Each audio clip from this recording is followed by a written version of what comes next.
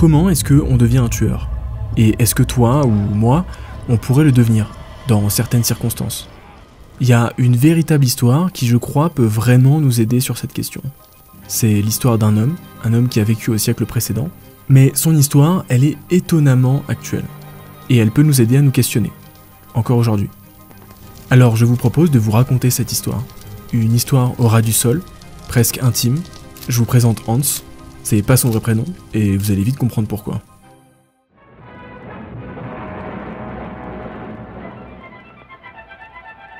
This was Germany, a beautiful country. Hans est né en 1905, pas loin de Hambourg, en Allemagne. Je sais pas si vous connaissez, mais c'est une région plutôt jolie, avec des petites maisons, des petites forêts. Hans grandit dans cette région. C'est un jeune garçon qui est plutôt calme. Son truc à lui, c'est les billets. Enfin, jusqu'à ses 9 ans. Puisque, à ce moment-là, la Grande Guerre éclate.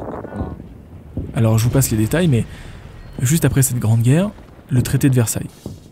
Pour Hans, le traité de Versailles, ça signifie rien.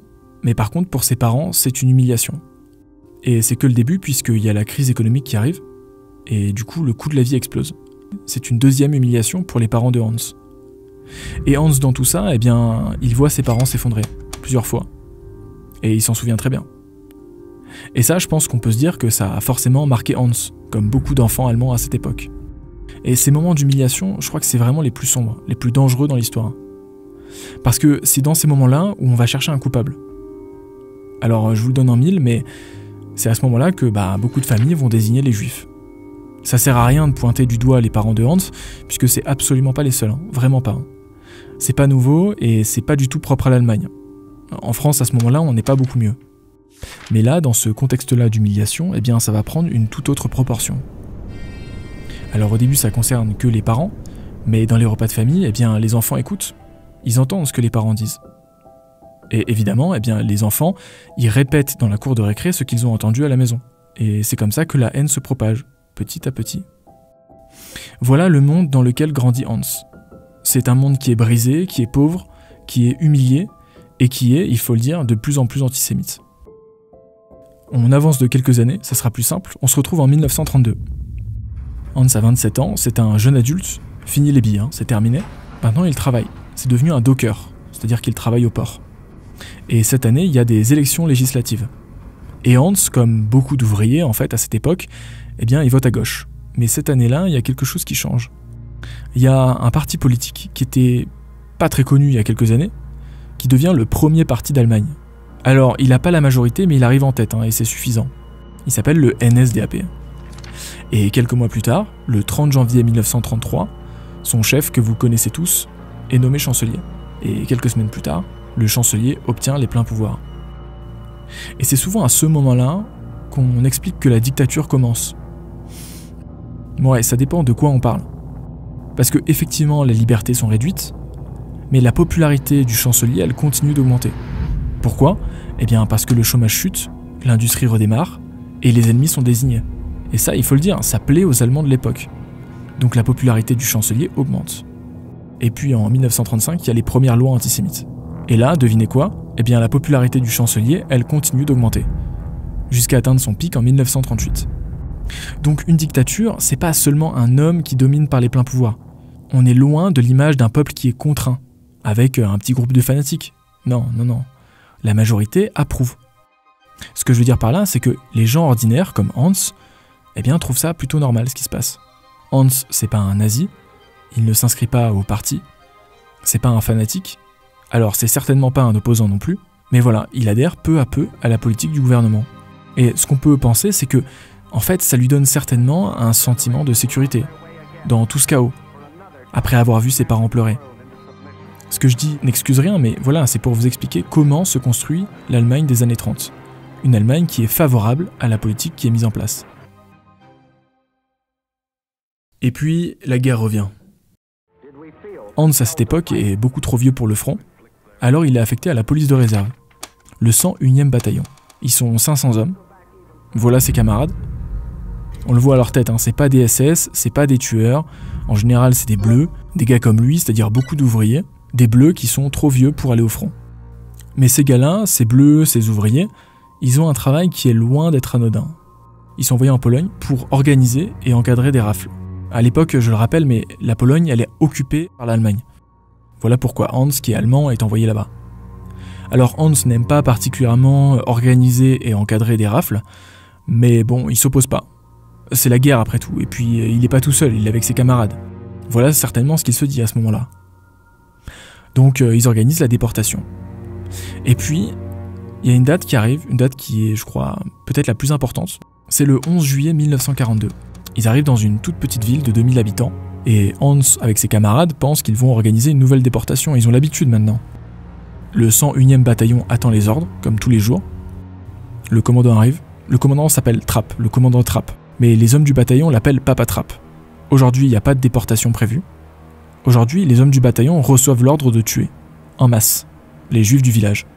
L'ordre vient d'en haut, de très haut certainement, Himmler probablement. Mais ce commandant Trapp ajoute que les plus âgés, et qui ne se sentent pas capables de tirer, peuvent quitter les rangs. Il laisse le choix directement à ses soldats. Et sur 500 hommes, il y en a une douzaine qui se retirent.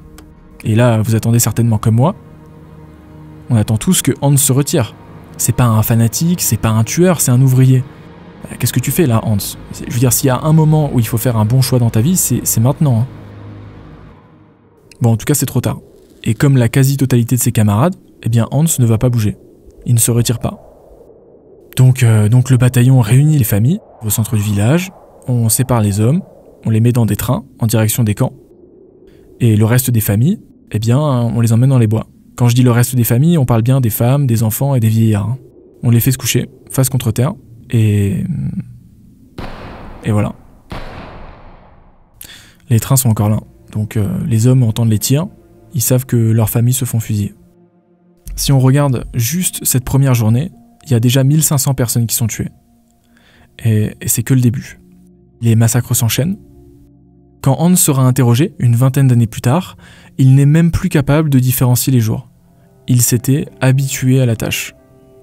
Alors il y a quelques hommes de ce 101e bataillon qui vont demander à ne plus participer. Et à chaque fois, on les remplace. Pas de sanction. On leur demande plus à chaque fois s'ils veulent le faire, mais ils peuvent se retirer s'ils le demandent. Mais pas Hans. Hans y continue. Alors il faut pas se faire d'illusions, pour la plupart c'est pas des raisons morales. Hein. C'est simplement qu'ils ont horreur de tirer à bout portant, ça éclabousse, je vous passe les détails mais c'est absolument horrible. Donc ils demandent à être remplacés. Et à chaque fois ils sont remplacés sans sanction. La seule chose qu'ils doivent accepter, c'est le regard des camarades. Le regard de Hans par exemple. Pour lui ce sont des lâches. Donc ces hommes-là qui refusent de tirer, finissent indéniablement isolés. Ça c'est sûr. En tout, sur ce bataillon de 500 personnes, il y en a 10 à 20% qui ont essayé de se soustraire du travail, soit directement, c'est-à-dire en le demandant directement comme on a vu avant, soit indirectement. Indirectement, ça veut dire soit concrètement tirer à côté, soit ralentir la tâche. Donc ça veut dire que 80% de ces 500 personnes font le travail sans broncher, comme Hans. Je le rappelle, hein, mais c'est pas des SS, c'est pas des fanatiques, c'est des ouvriers, des petits commerçants, souvent des pères de famille d'environ 35 à 40 ans, et ils font ce travail sans broncher. Comme si de rien n'était.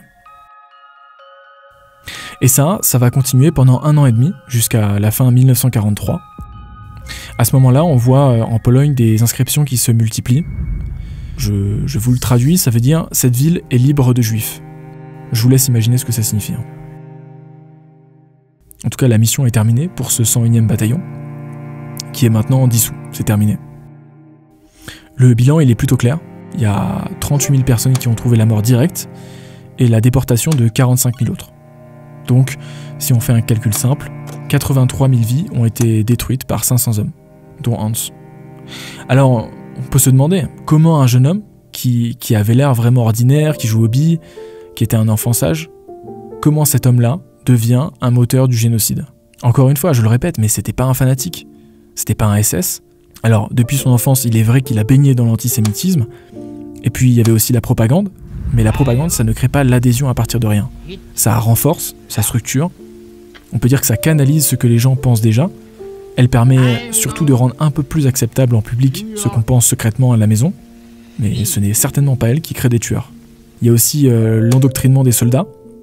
Mais on l'a vu, Hans, c'était un bleu. Hein. Un bleu d'une trentaine d'années, il avait vécu avant le nazisme, et donc il avait vécu avec une autre morale, une morale qui était relativement différente. Donc tous ces éléments-là, ils ne permettent pas d'expliquer concrètement ce massacre. Hans avait le choix, on l'a vu. Quand le commandant Trapp est arrivé, il avait le choix. On lui a proposé de partir. Et il n'a pas bougé.